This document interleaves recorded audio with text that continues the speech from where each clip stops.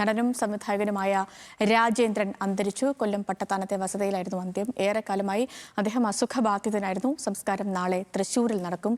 ഷമീർ വിവരങ്ങളുമായിട്ടുണ്ട്. ഷമീർ, ഈ സിനിമയിലാകട്ടെ, സീരിയൽ രംഗത്താകട്ടെ, നാടക രംഗത്താകട്ടെ ഒക്കെയും സജീവ സാന്നിധ്യമായിരുന്നു ശ്രീ രാജേന്ദ്രൻ. എപ്പോഴായിരുന്നു അദ്ദേഹത്തിന്റെ അന്ത്യം? വിവരങ്ങൾ എങ്ങനെയാണ്?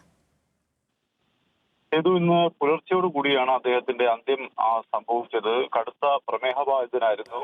മാസങ്ങളായി അദ്ദേഹം ചികിത്സയിൽ കഴിയുകയായിരുന്നു.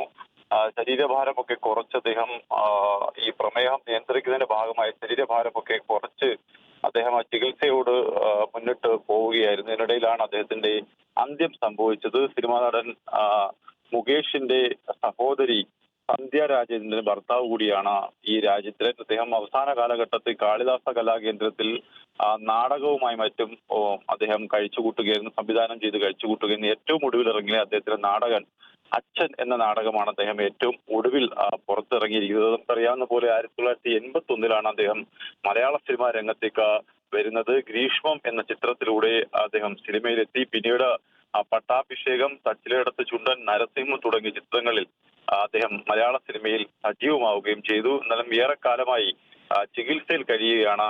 ഈ അന്ത്യം സംഭവിച്ചിരിക്കുന്നത്. സംസ്കാരം നാളെ തൃശ്ശൂരിൽ നടക്കുമെന്നാണ് ഇപ്പോൾ അവരുടെ ബന്ധുക്കൾ അറിയിക്കുന്നത്. എന്തായാലും മൃതദേഹമുള്ളത് മുകേഷിന്റെ കൊല്ലം പട്ടത്താനത്തെ വസതിയിലാണ്.